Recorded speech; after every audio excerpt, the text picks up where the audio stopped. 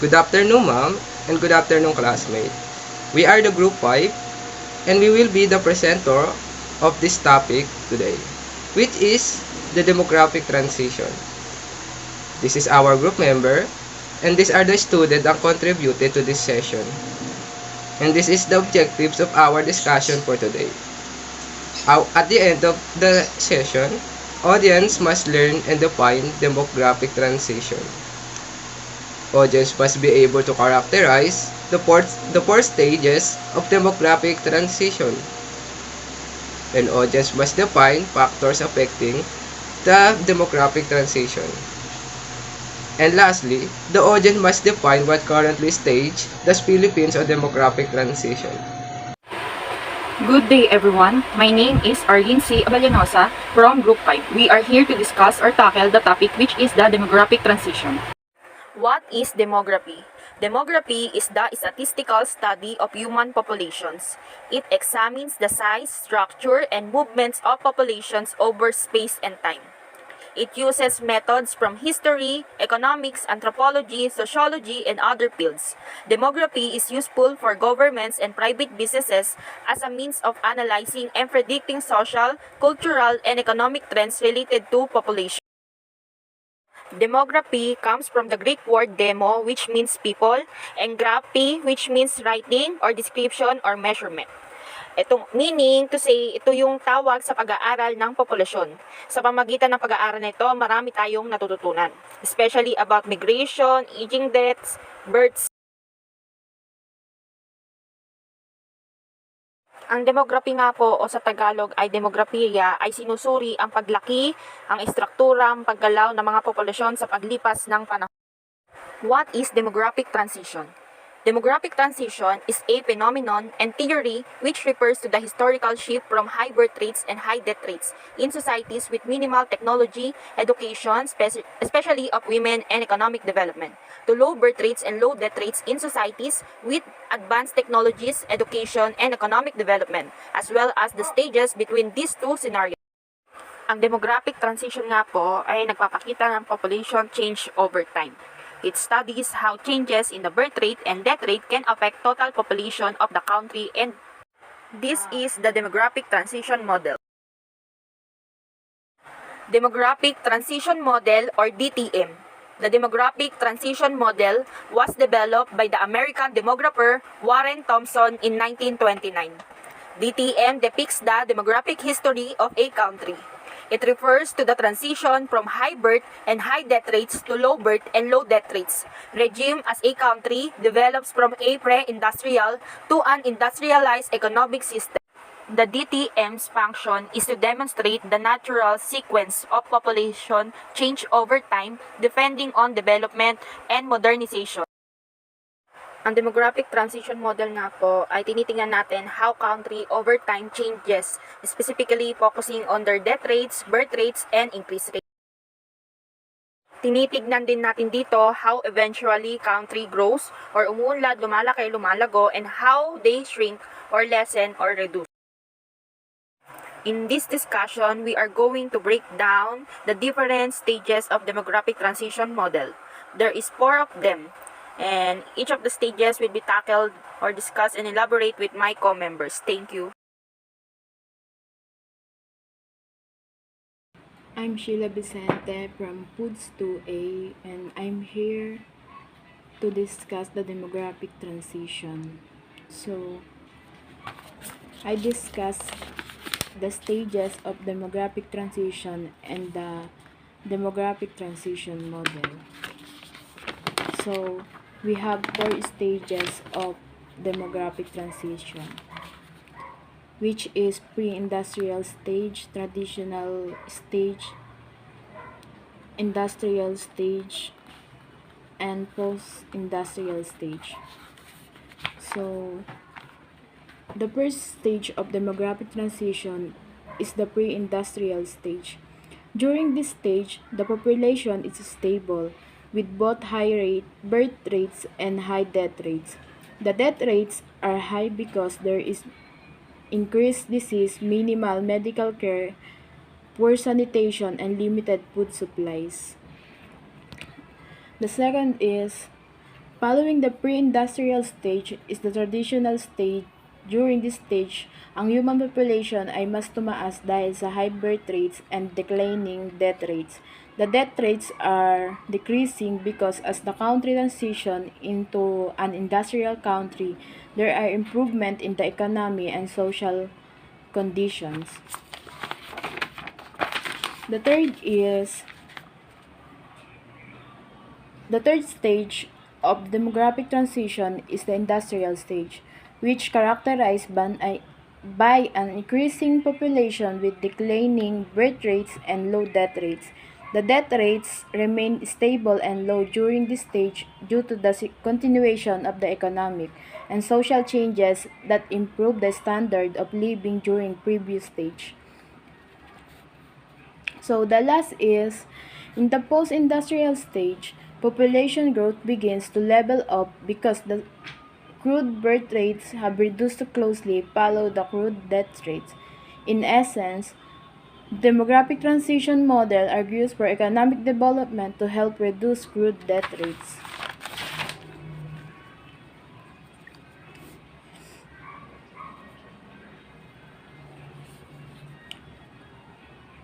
Next is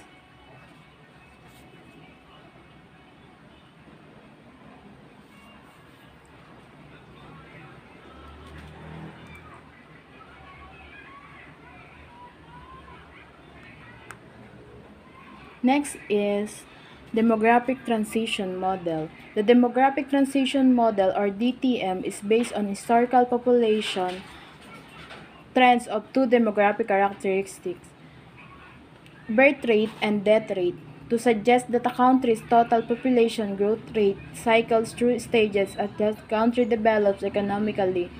Each, each stage is characterized by a specific relationship between birth rate or number of annual births per 1,000 people and death rates number of annual death per 1,000 people. As these rates change in relation to each other, they produce impact greatly as affects a country total population within the model. A country will progress over time from one stage to the next a certain social economic. Act upon the birth and death rates, every country can be placed within the DTM or demographic transition model, but not every stage of the model has a country that meets its specific definition. For example, there are currently no countries in stage 1, nor are there any countries in stage 5, but the potential is there for movement in the future. Thank you. Hi, my name is Shay Nicole A. Villanueva, and I am here to discuss stage 1 and 2 of demographic transition. So, to summarize the demographic transition, it is concerned with how countries change over time, with a particular emphasis on their death rates, birth rates, and increase rates.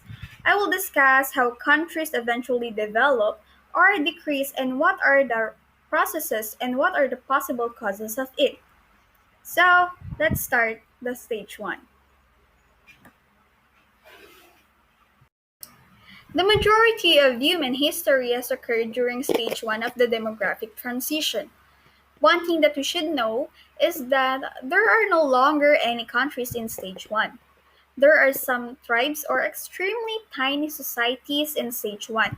However, they are not included if the topic is a country.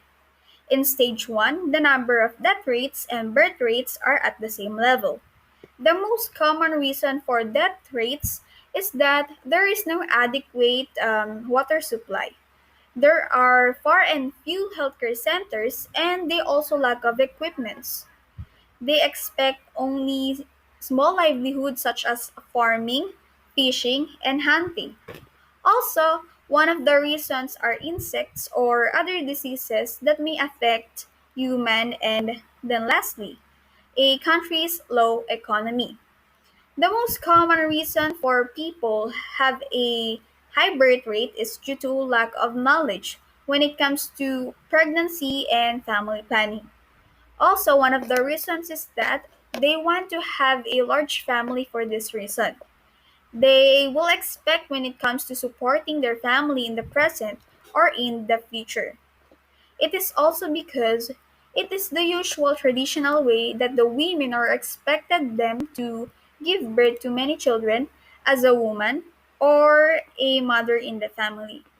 Also, due to lack of education, young people are not informed when it comes to having or using protection to prevent population growth or early pregnancy. As a result of this kind of lifestyle, the population stays balanced. Like I was saying, this period is most prevalent in agricultural cultures with a low or moderate population density. Societies in which productivity is low, life expectancy is low, big families are the norm, and the country is undeveloped. Agricultural is the major economy activity. There is little urbanization and there is little technical advancement.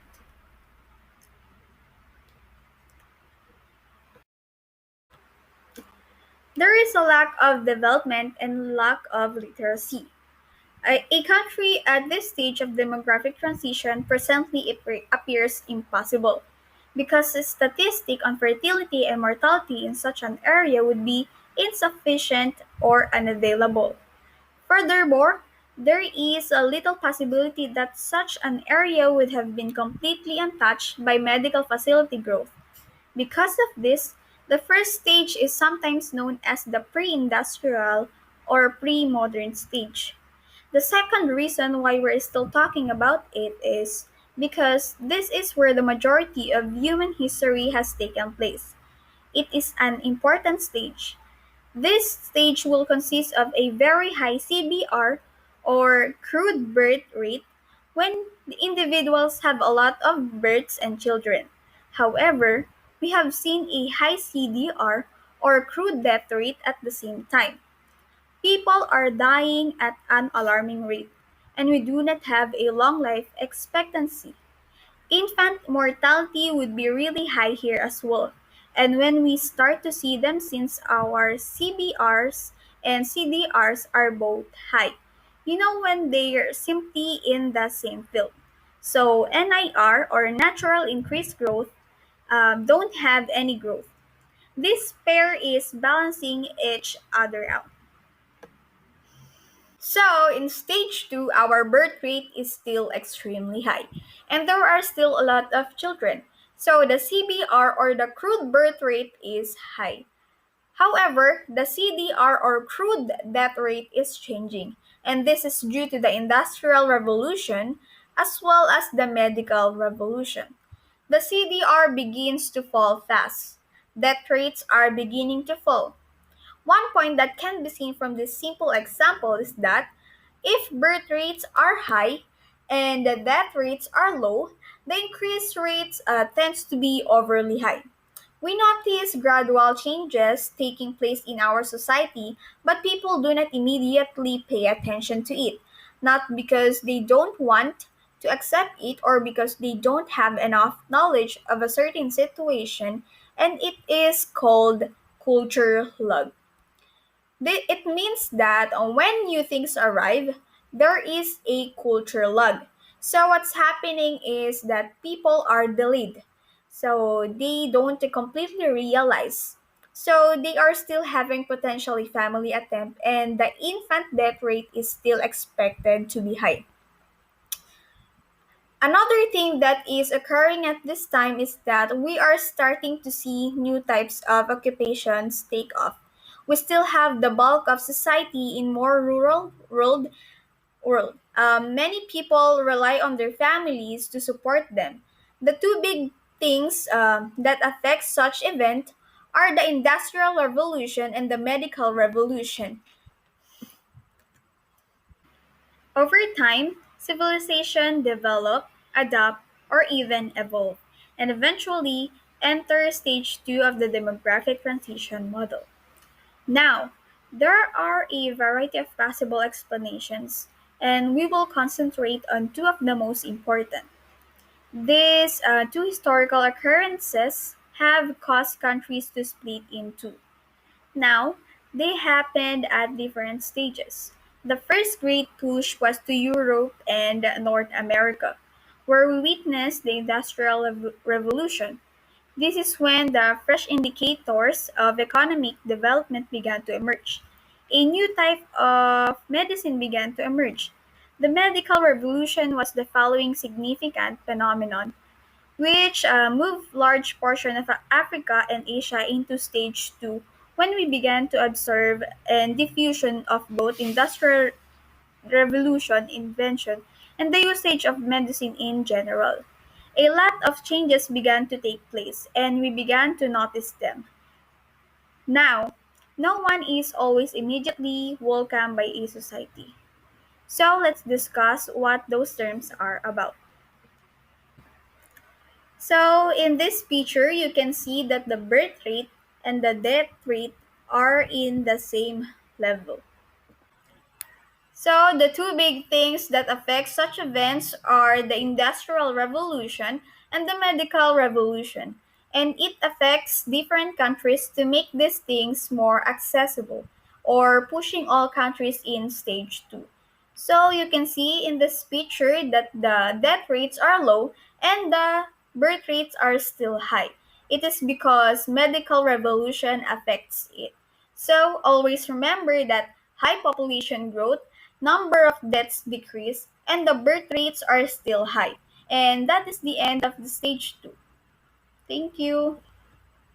Good morning, everyone. This is my presentation, the Stage 2 Demographic Transition and Stage 4 Democratic Transition. The Demographic Transition Stage 3 is, in Stage 3 of the Demographic Transition Model, or DTM, death rates are low and birth rates diminish. As a rule, according to enhanced economic condition and expansion in women's status and education and access to contraception, Stage 3 moves the population towards stability through a decline in the birth rate. And Stage 3 demographic transition in a developed world, the social transmission from a low fertility native born majority population to a high fertility racial and ethnic immigrant population. And we have an example of stage 3 countries. We have Colombia, India, Jamaica, Kenya, Mexico, and South Africa. And we have a stage 4 demographic transition. The stage 4 is total population is high and growing slowly. It is balanced by a low birth rate, 15 per 1,000, and a low death rate is 12 per 1,000. Contraception is widely available and there is a social desire to have smaller families. And we have this occurs where birth and death rates are both low leading to a total population stability. Thank you. Hi, my name is Rafael Casi Bernadas, and the lesson I'm gonna discuss today is the factors that affect the demographic transition. First, urbanization. It is the population shift from rural to urban practices. So how does urbanization affect the demographic transition? First, improving healthcare. Ameliorated healthcare significantly decreased the amount of people that died in infection in a country each year. And it also improved the life of young and old individuals as it treated countless diseases. Next was better nutrition. Together with the improved healthcare, nutrition literacy helps people to be aware of what nutrition are needed for the better health, like vitamin A, D, C, EK, or calcium or iron, as it is now available as a supplement. Urbanized or developed country also support its community by making an organization or charity that would help the rural area that in needs. Third was higher job availability. As a country's economy grow, many investors and businesses open a countless opportunity to the society, like job and production of goods and services. As people gain more income, they tend to be able to support their basic needs like foods, health, shelter, and clothes, thus lowering the amount of people died in a population or the lowering of mortality rate. Next was education. Education helped individuals to grow and to learn and to know what is good and what is not. It also gives them more opportunity to find a better job and also give them knowledge that will help them with their future and present circumstances and career. Next was sex education and family planning. Sex education helps individuals to be aware of safe sex, especially for young adults entering a marriage life. Awareness of safe sex also minimizes the chance of getting harm from it. A proper family planning helps to decrease or minimize the birth rate of a country as they become aware of the responsibility and needs to support children in life. Next was higher food availability. Food industry skyrocketed on the recent decade, thus the food availability. It also improved the quality and safety of food as food processing are continuously improving. Today we can see food store almost everywhere. Unlike century ago that people need to hunt animals or harvest crops to have food. But higher food availability has a bad side effect because people tend to overeat, especially tasty processed food that increase the rate of obesity and diabetes. Plus was the technological advancement. Technological advancement is the key driver of economic growth. It allows for more efficient production of more and better goods and services. We all know the effect of technology as we experience it on ourselves. Today, algorithms speed up the function of healthcare and it improve our educational system. Technology also improved the availability of food and medicine. Researchers also take advantage to it as technology improves their progression, especially at researching a cure to certain disease like cancer. Best example of it is how scientists make a coronavirus vaccine within a year of pre-pandemic. Okay, our next topic was what stage does Philippines in demographic transition? Well, the Philippines is currently on stage 2, which is the early transition. As we observe in our country, the death rate and mortality rate are starting to decline and decrease in the current decade despite of having a pandemic. While the Philippines birth rate are still maintained increasing. The stage 2 of demographic transition is a sign of improvement in healthcare and public health, where government are starting to invest more on researching the best healthcare method for the longevity of the country's population.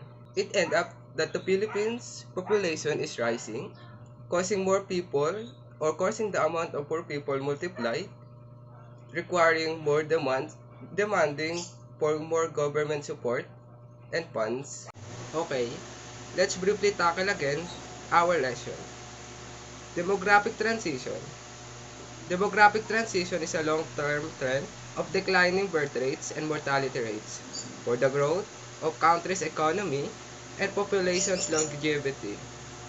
It is achieved when a country uses a proper and effective healthcare and when population is well educated in sex education and family planning.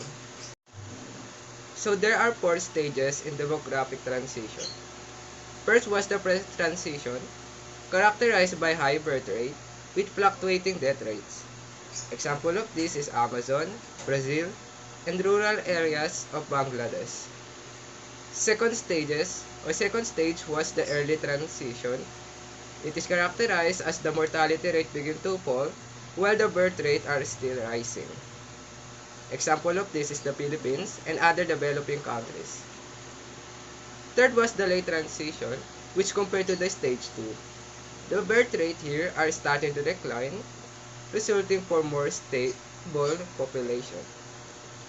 Lastly, the fourth stage, which is the post-transition, characterized as the birth rate and death rate are maintained stable, making the population growth negligible or even enters decline.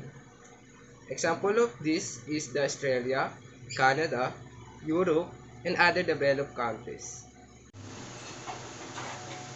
And our quote for today is, "Nothing is impossible. The word itself, impossible." That's for all, and thank you.